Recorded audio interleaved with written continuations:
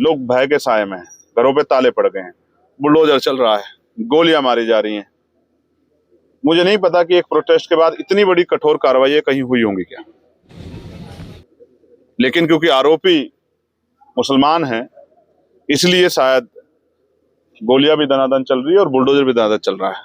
तो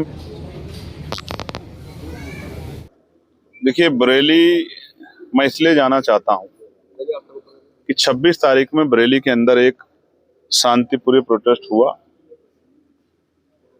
और फिर उसके बाद वहां अराजकता का माहौल बना।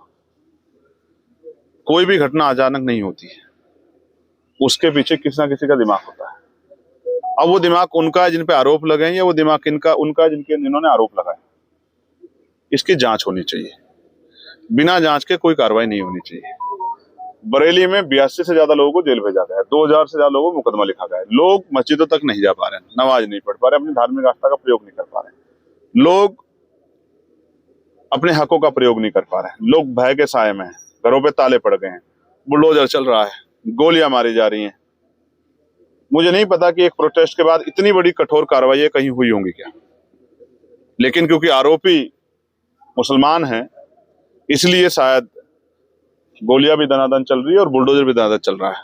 तो मेरी जिम्मेदारी बनती है कि हमने संविधान की शपथ ली है, लोकसभा में ओथ ली है कि हम देश के प्रत्येक नागरिक के प्रति जिम्मेदार रहेंगे, उनके अधिकारों पर अगर अन्याय होगा तो उनकी लड़ाई लड़ेंगे। तो मैं अपनी ड्यूटी कर रहा हूं और मैं ड्यूटी इसलिए कर रहा हूं कि अगर आज मैं नहीं लड़ा तो कल आंख कैसे मिलाऊंगा कि जब अन्याय हो रहा था तो आप क्या कर रहे थे। इसका फैसला कोर्ट करेगी, आरोपी कौन है, अपराधी कौन है, किसने यह घटना की है। लेकिन इसकी आड़ में निर्दोष लोगों को जेल भेजना या उनको कुचलने का प्रयास करना या संविधान की हत्या करना या लोकतंत्र की हत्या करना, और मुझे रोकना भी लोकतंत्र की हत्या ही है।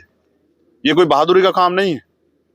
मैं मानता अगर सरकार के मंत्री मेरे गेट पे खड़े होकर मुझे रोकते, लेकिन मेरे पुलिस के भाई यहाँ लगाए गए हैं, उनसे मेरी कोई लड़ाई नहीं, क्योंकि किसान मजदूर परिवारों के लोग हैं, मिडिल क्लास परिवारों के लोग, और वो तो अपनी नौकरी कर रहे हैं। अगर यहाँ नेता मेरा विरोध करते, नेता मेरे खिलाफ यहाँ लाइन लगा खड़े होते तो मैं उनको बताता कि मेरी बाजुओं में कितना दम है और मेरे लोगों की हुंकार में कितना दम है। हर जिले में हमारे लोग खड़े हैं, हरिद्वार की हमारी टीम है, यहाँ 100-125 गाड़ियां खड़ी हैं। मेरे लोकसभा क्षेत्र बिजनौर की जो है 100-125 गाड़ियां मेरा इंतजार कर रही है। मुरादाबाद में हमारी जो है 60-70 लोगों की टीम जो है गाड़ियों की खड़ी है, और सितारगंज वाली पूरी बेल्ट पर उत्तराखंड की हमारी टीम खड़ी है।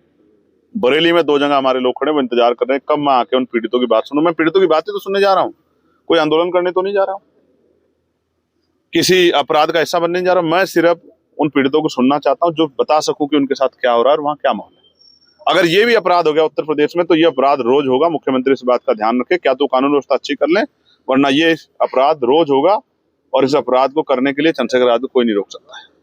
बाबा कह रहे कि सबक सिखा देंगे दंगाई, तो जो दंगाई है उनको सबक सिखा दो, लेकिन दंगाइयों का फैसला कौन करेंगे? बाबा फैसला करेंगे क्या? आप मुझे बताओ, क्या सरकार कभी निष्पक्ष हो सकती है क्या? जिस पार्टी की सरकार है, जिस विचार की सरकार है, क्या वो अपने नेता मंत्रियों पर कार्रवाई कर सकती है क्या? कोई एक कार्रवाई सरकार ने की हो तो आप मुझे बता दो। लेकिन विपक्ष से कितने लोगों पे कार्रवाई हुई है, कितनी सरकारी एजेंसियों का दुरुपयोग है, किससे छिपावा नहीं है। और मैं, अगर आप दंगाइयों की बात करते हैं तो मैं फिर बहुत जिम्मेदार से कह रहा हूं कि सबसे आसान तरीका यह है जानने का कि दंगाई कौन है, कि आप इस घटना की सीबीआई जांच करा दो। सुप्रीम कोर्ट की निगरानी में तो दूध का दूध पानी का पानी हो जाए कि किसने अपराध किया, और जो अपराध किया उसको जेल जाना चाहिए, मैं उसका समर्थक नहीं। लेकिन अपराध की आड़ में अगर आप निर्दोष लोगों को जेल भेजोगे, उनकी धार्मिक आस्थाओं को तोड़ने काम करोगे, उनको पीटने काम करोगे, उन पर गोली चलाओगे, बुलडोजर चलाओगे, तो फिर ये लड़ाई, ये संघर्ष जारी रहेगा।